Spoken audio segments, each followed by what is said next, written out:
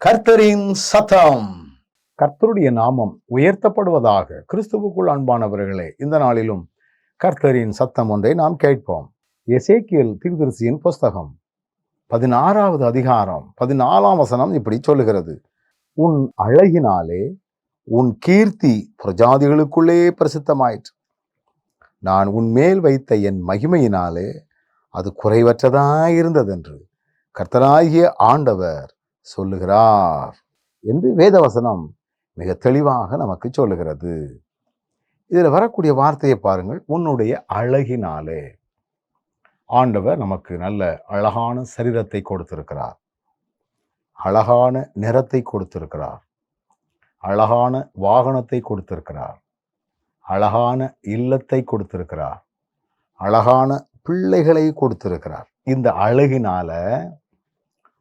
அழகினால ஆண்டவர் உனக்கு அழகாக பேசுகிற திறனை கொடுத்திருக்கிறார், அழகாக பாடுகிற திறனை கொடுத்திருக்கிறார், அழகாக இசை மீட்டக்கூடிய திறமையை கொடுத்திருக்கிறார். ஆண்டவர் இதை கொடுத்ததுனால வசனம் மிக தெளிவாய் சொல்லுகிறது, உன்னுடைய கீர்த்தி புறஜாதிகளுக்குள்ளே பிரசித்தமாயிற்று.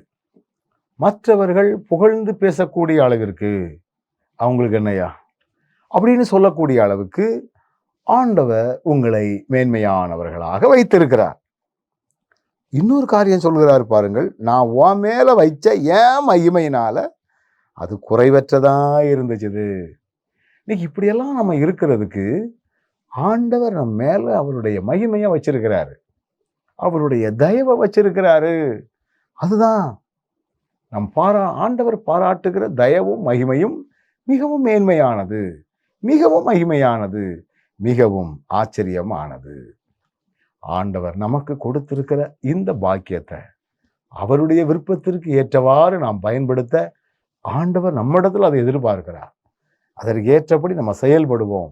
நிச்சயமாகவே ஆசீர்வாதமாக நாமும் நம்முடைய சந்ததிகளும் இருக்க கர்த்தர் நமக்கு அருள் புரிவாராக. நல்ல ஆண்டவரே, எங்களுக்கு நீர் எப்படியெல்லாம் பாக்கியத்தை வைத்திருக்கிறீர், இதை உணர்ந்து நாங்கள் என்றென்று உமக்கு அடிமையாக இருக்க நீர் எங்களுக்கு அனுக்கிரகம் தாரும். இயேசுவின் நாமத்தில் ஜெபிக்கிறோம் நல்ல பிதாவே.